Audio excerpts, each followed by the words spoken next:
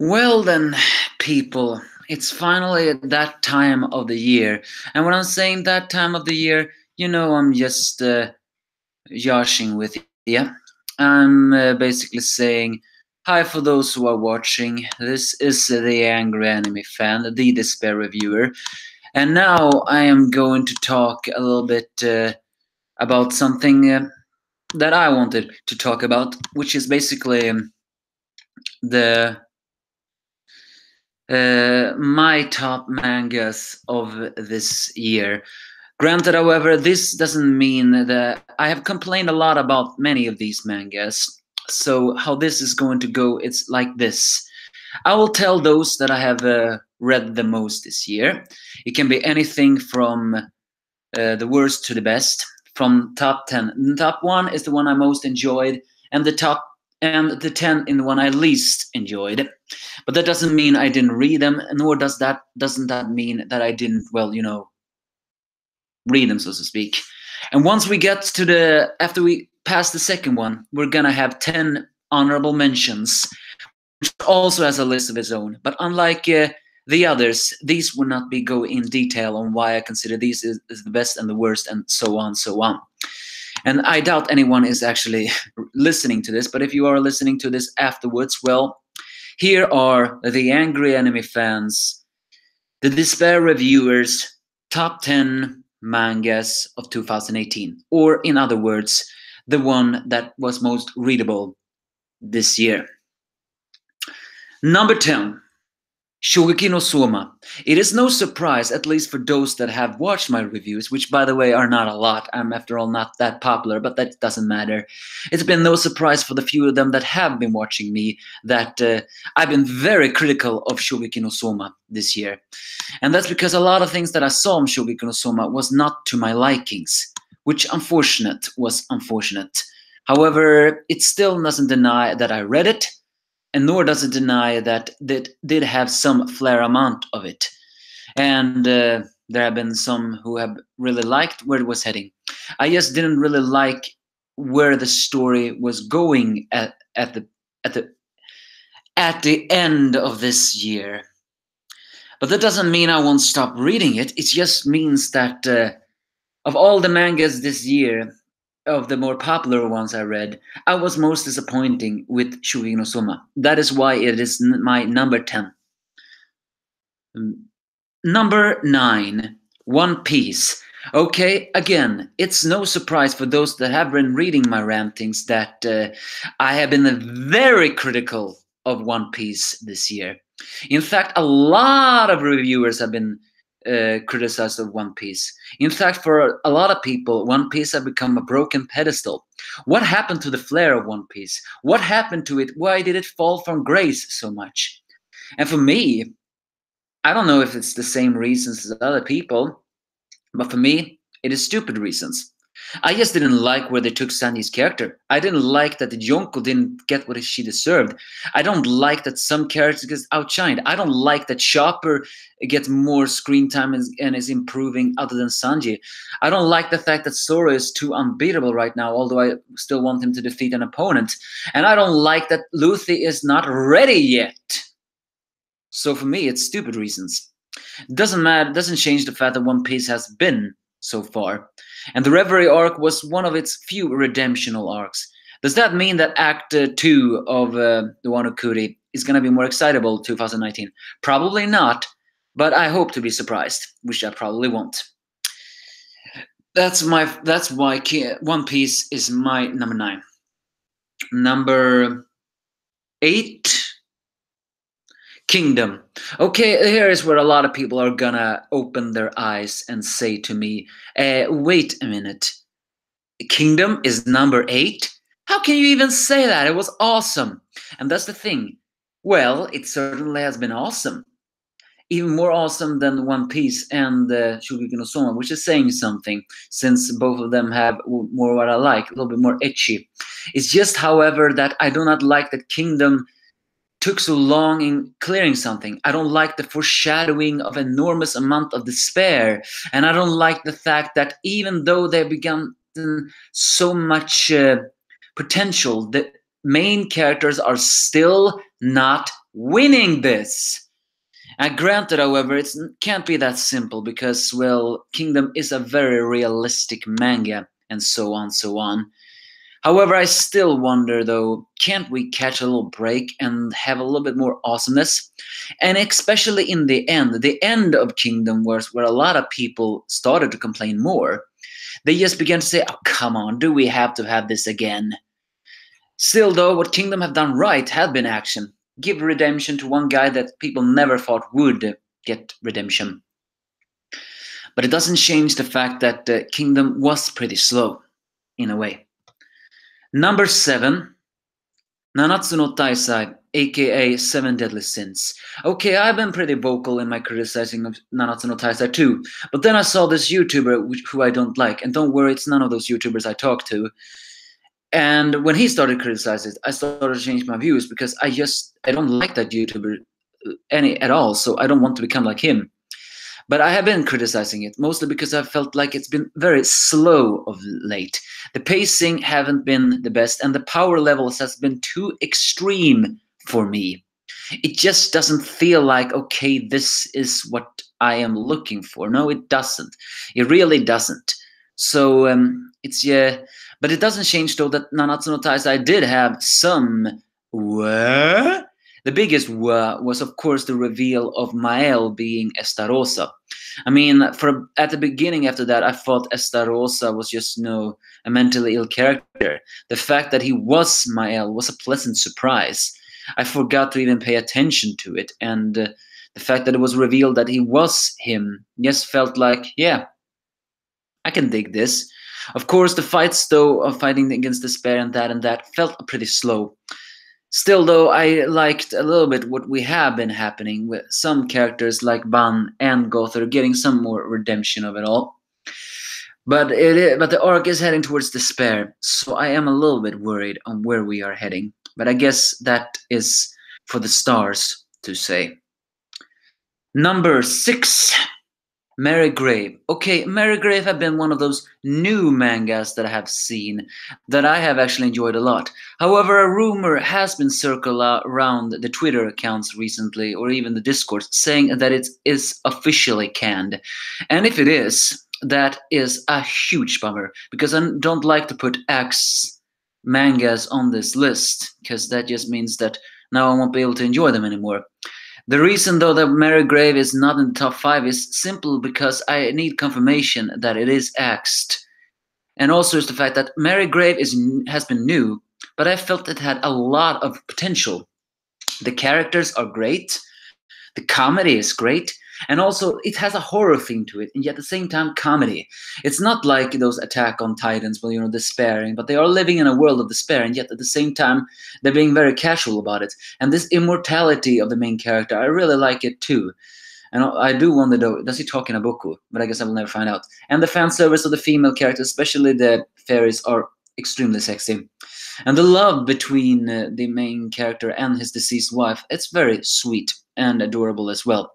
So I felt like Mary Grave had potential, although I can see a little bit why it got axed. People just didn't, if it has gotten axed, it's just that people do not really know where the story is heading.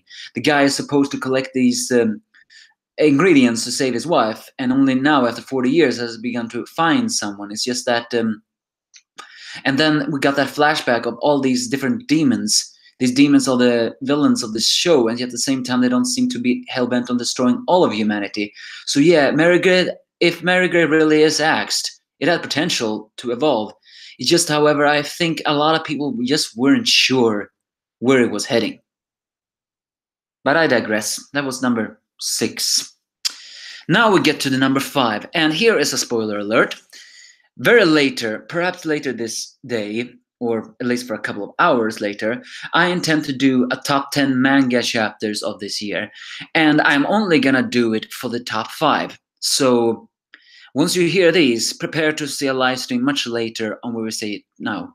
And by the way, now be surprised. Number 5 is We Can't Study, or We Never Learn is another title of it all. Okay, now you're probably opening your eyes if you're watching this and saying, huh? Mostly because I don't review we can't study. It's basically a very romantic comedy, very simple to Joyce Koi or something like that.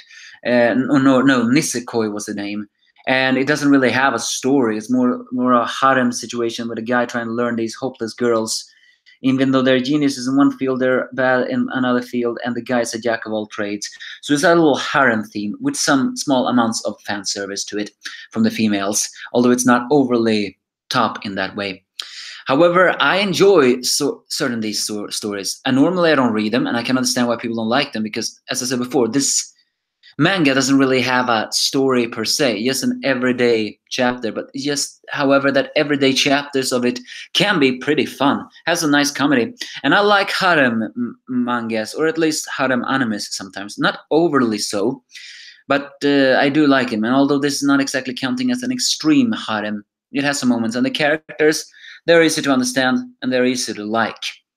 And more than that, it's very beautiful women or girls. So that's why I like to read it. It's just a casual read. I don't think I will ever review it because again, I don't see a story in We Never Can Learn. It's just a hangover read maybe. Although technically then shouldn't it be on lower? But no, I have found surprisingly many chapters this year which I have liked of this manga. Number 4, Dr. Stone. Okay, if there's one manga that has not been disappointing this year, although a little bit criticized, I think I have been doing, it's Dr. Stone. The very twist comedy drama about well, not, it's more comedy than drama, about doing science in a Stone Age world. It's it has been pretty fun road. Granted, the making of mobile phone felt pretty slow, but the characters is what drives the story. The art is wonderful, and as it's gotten older, it's just been more pumped up for even more action, and even some small amount of emotion is there. Even given hidden depths of characters we didn't even think had it. I just feel like Dr. Stone is an enjoyable ride. I don't think Dr. Stone is meant to be a very everlasting road. However, I do feel like you shouldn't undermine Dr. Stone. You should give it a read and you should enjoy it for what it is. Dr. Stone has a blend of characters and it finally got an anime, and the anime I hopeful will be very awesome anime animational wise. It's just been a very fun road and it has a lot of funny scenes that I like from it. And you'll see more of that when I do my top 10 of that one. Number 3, Boku no Hero Academia, or My Hero Academia. Okay, I can admit I haven't been very vocal in my support of My Hero Academia. Then I saw the 3rd season of the anime, and I have to admit that animation of the 3rd season was amazing. I still can't believe why people criticized it. It was good. The only thing that wasn't good was Deku versus Kachan. That was the only thing I hated. The rest I really liked, especially that All for One All Might scene. I really liked more All for One as a villain. But now we're getting into the manga is the fact that a lot of people felt it was slow. Granted, I didn't like the villain defeat of Overhaul because, well, once again, the villain alliance won. However, we finally got a break arc with a hero won. We got a wonderful school festival that after you read it a little bit more will feel more appreciated. We saw another serious arc with serious heroes. Some very new theories, enjoyable theories to watch. Even One for All, the quirk is evolving. And then we got to the joint arc. I can agree, seeing all of this feels pretty sluggish. But at least we're finally seeing the quirks of the rest of Class B. So I feel like Boku no Hero Academia has been a pretty good year of it all. Granted, I have criticized it a lot this year. But looking at the bigger picture, I have to agree that My Hero Academia, Boku no Hero Academia, released a lot of good chapters this year. So I like it more. Number 2, Eden Zero. Okay, here is what a lot of people will criticize me, mostly because, well, they are forever Hiromashima haters. And, well, I just give them the middle finger, but I won't give you the middle finger in this video, though. It's just, however, that from start to finish, Eden Zero has been a journey which I feel like have a lot of potential. And I just want to read more. Waiting for Eden Zero and reading it is one of the things I'm looking forward to most. It's definitely one of those mangas I've been looking forward to reading most this year. Since it was released and since the spoiler section was released, I am eagerly always waiting to read it. And so far, I haven't really been disappointing that much. Yes, some minor tweaks there and there. It's true, though, that I'm not really sure where the story is heading, and I'm not so sure the characters will always be that enjoyable. But so far, what I've liked this year, and especially worth noting that Eden Zero only came out at the half of this year, meaning that it's of all the mangas on this list, it is the most recent. And yet I feel it has been the most enjoyable one. Granted, people who hated on Fairy Tail will hate on Eden Zero because they will see a lot of similarities, and the art can't be criticized for having a very similar art. But I will still say, give Eden Zero a chance. It has been one blast of a journey, and I am so looking forward to reading more in 2019. Will I feel more satisfied of reading it 2019? Well, we don't know, right? Let's just follow the journey and see how long it will survive. But so far, it's not bad at all. Okay, now we get to the honorable mentions, and these are 10 honorable mentions which I have glanced over or maybe just read a little bit, and I felt, okay. I've read number 10 of that is Orient. I've only read a little bit. Still, I have no idea if the story is heading. I don't even know if it's canned. But then we're introduced to that girl, and I liked it a little bit more, but I still don't know anything about it. But I can agree that if I ever get the real translation, I think I will enjoy Orient. Kimi wa NumberEight, the third manga of the guy who made History's Strongest Disciple. Finally, they translated chapters. I can agree the story and some of the characters of it all doesn't really feel that enjoyable. But the guy, Matsuda Shun, he's one of the best ecchi drawing mangas out there. His art is bordering on hentai, and I really like that. However, I do feel like people never giving his mangas a chance, so it's very likely will get canned. Yank the Black Shadow, another shonen trump that's a lot of people feel like it's very familiar to a lot of things. But so far, I like simple moment of it, and I like Iris' character, so I give it a chance. Fuka ended this year, a musical comedy drama. However, the art, the nudity, as well as, even though we don't see the music, but the characters have really driven it forward, and the final arc was glorious. Black Torch, a very dark manga that I actually feel like is an underdog, although I feel like it's unfortunate that not always translating. I would give it a chance. It's more enjoyable than you think it is. Fire Brigade of Flames. Yes, I considered putting Fire Brigade of Flames on my top 10 list. However, it's worth noting I haven't enjoyed it as much as I thought I would, but it's still a very good manga. Yuragi no Yuna-san, a harem manga, a lot of ecchi, a lot of nudity, nice female bodies. Yes, a lot of that more. And even has some serious arc in it all. I don't know where it's heading, though. And finally, Fairy Tail 100-Year Quest. Yeah, not surprised there of the number one honorable mention list. I like the 100-Year Quest, even though there's been some chapters I've been criticizing. I don't know where it's heading, but so far I will keep on reading it. Okay, here is the number one best manga of this year, and it's not surprising for anyone who has been reading my rantings. Black Clover. Yeah, not surprised at all. And you know what? Just to put my point forward, let's take this off, shall we? It is Black Clover of all the mangas this year, even eclipsing Eden Zero, which, by the way, is saying something because I am one of the few surviving Hiro Mashima fans out there. And so far, I have not been broken my pedestal for him, unlike I have done a little bit with Inshiro Oda. But of all the mangas out there, Black Clover has been the one I've been most satisfied with this year. It's been an amazing start from start to finish. Granted, I have criticized it. There have been some chapters out there which I've said, oh, come on, not this. However, it's been bouncing from hope to despair to hope every single time. It's been a journey. It's been having nice fights. It's having some character development. It has been nice situation. It is creating that we don't know what is happening, but we want to know more. It is definitely the best of it all. It even entered a category where a lot of people said, okay, I didn't expect this from Black Clover. So you can criticize Black Clover for being bland. You can criticize it for not feeling originality. You can even criticize the anime. Because yes, the anime did hurt a little bit. It doesn't really help the voice cast though. Although Noelle's voice is kind of adorable. However, read 2018's Black Clovers. It is awesome. If you don't like it because you don't a fan, then fine. But if you have read it and said it is completely trash, I will be the one to say you are trash, my homie. Yeah, I will say that, because it has not been disappointing. And Black Clover is definitely the #1 2018 manga for me. That is my list of top 10 mangas of 2018, as well as maybe 10 extra for, well, honorable mentions, so to speak.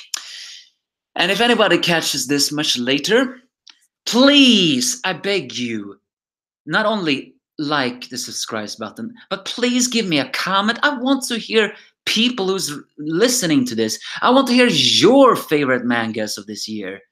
If anyone is watching this, please comment. I want to know your favorite mangas out there, so we can have a little discussion about that. So for the top 5, look forward to the top 10 chapters of those 5 mangas much later. It will all be in one video, but that will be much later. So in the meantime, peace out, and I'll see you all another time.